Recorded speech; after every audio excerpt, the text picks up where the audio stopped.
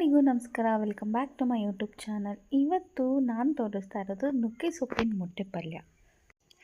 ತುಂಬಾ easy and ತುಂಬ ಚೆನ್ನಾಗಿರುತ್ತೆ. ಸೊ ಬನ್ನಿ ಮಾಡೋಣ. ಮೊದಲಿಗೆ ನಾನೊಂದು ದೊಡ್ಡ ಬೌಲಲ್ಲಿ ನುಗ್ಗೆ ಸೊಪ್ಪು ತೊಗೊಂಡಿದ್ದೀನಿ. ಇದೆಲ್ಲ ಎಳೆ ನುಗ್ಗೆ ಸೊಪ್ಪು. ನಾನಿಲ್ಲಿ 3 ಜನಕ್ಕಾಗೋಷ್ಟು ಮಾಡ್ತಾಯಿದ್ದೀನಿ. ಸೊ ಇಷ್ಟು ತೊಗೊಂಡಿದ್ದೀನಿ. ಹಾಗೆ ನಿಮಗೆ ಎಷ್ಟು ಬೇಕೋ ಅಷ್ಟು ಖಾರಕ್ಕೆ ತಕ್ಕ ಹಾಗೆ ಮೆಣಸಿನ್ಕಾಯಿ, ಹಾಗೆ ಒಂದು ಈರುಳ್ಳಿ ತೊಗೊಂಡಿದ್ದೀನಿ. ಒಂದು 4 ಮೊಟ್ಟೆನ ಒಡೆದಿಟ್ಕೊಂಡಿದ್ದೀನಿ. ಮೊದಲಿಗೆ ಬಾಣಲಿಗೆ ಎಣ್ಣೆ ಎಷ್ಟು ಬೇಕೋ ಅಷ್ಟು ಹಾಕ್ಕೊಳ್ಳೋಣ. ಎಣ್ಣೆ ಬಿಸಿ ಆದಮೇಲೆ ಮೆಣಸಿನ್ಕಾಯಿ ಹಾಕ್ಕೊತಾ ಇದ್ದೀನಿ. ನಿಮಗೆ ಖಾರಕ್ಕೆ ಎಷ್ಟು ಬೇಕೋ ಅಷ್ಟು ಹಾಕ್ಕೊಳ್ಳಿ.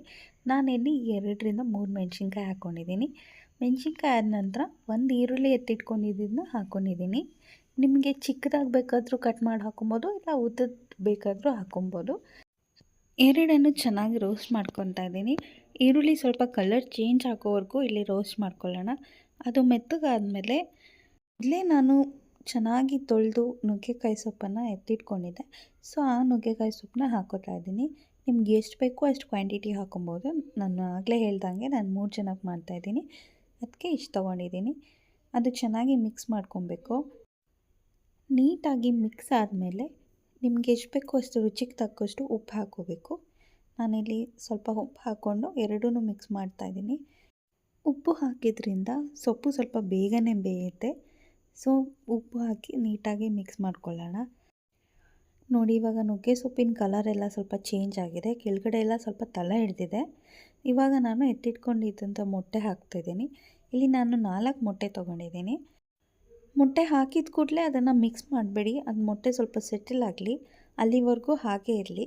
ಅದಾದ ನಂತರ ಸ್ವಲ್ಪ ಧನಿಯಾ ಪುಡಿನ ಹಾಕ್ಕೊತಾ ಇದ್ದೀನಿ. 2 ಸ್ಪೂನ್ ಹಾಕ್ಕೊಂಡಿದ್ದೀನಿ. ಎಲ್ಲನೂ ಹಾಕಿ ಇವಾಗ ನೀಟಾಗಿ ಮಿಕ್ಸ್ ಮಾಡ್ತಾಯಿದ್ದೀನಿ.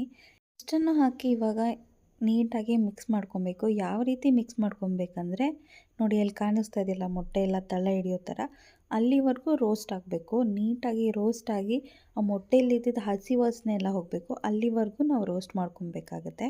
ಎಷ್ಟು ರೋಸ್ಟ್ ಮಾಡ್ಕೋತೀವೋ ಅಷ್ಟು ಪಲ್ಯ ತುಂಬ ಟೇಸ್ಟಿಯಾಗಿ ಬರುತ್ತೆ. ನೋಡಿ, ಚೆನ್ನಾಗಿ ರೋಸ್ಟ್ ಆಗಿದೆ, ಮೊಟ್ಟೆನೂ ಚೆನ್ನಾಗಿ ಬೆಂದಿದೆ, ತುಂಬ ಚೆನ್ನಾಗಿರುತ್ತೆ. ಒಂದು ಸಲ ಟ್ರೈ ಮಾಡಿ. ನುಗ್ಗೆ ಸೊಪ್ಪು ಸಿಕ್ಕರೂ ಬಿಡೋದಿಲ್ಲ, ತೊಗೊಂಡು ಮಾಡ್ಕೊಂಡು ತಿಂತೀರಾ. ರೆಸಿಪಿ ಇಷ್ಟ ಆಗಿದ್ರೆ ಲೈಕ್ ಮಾಡಿ, ಕಮೆಂಟ್ ಮಾಡಿ, ಹಾಗೆ ಸಬ್ಸ್ಕ್ರೈಬ್ ಮಾಡೋದನ್ನು ಮರಿಬೇಡಿ.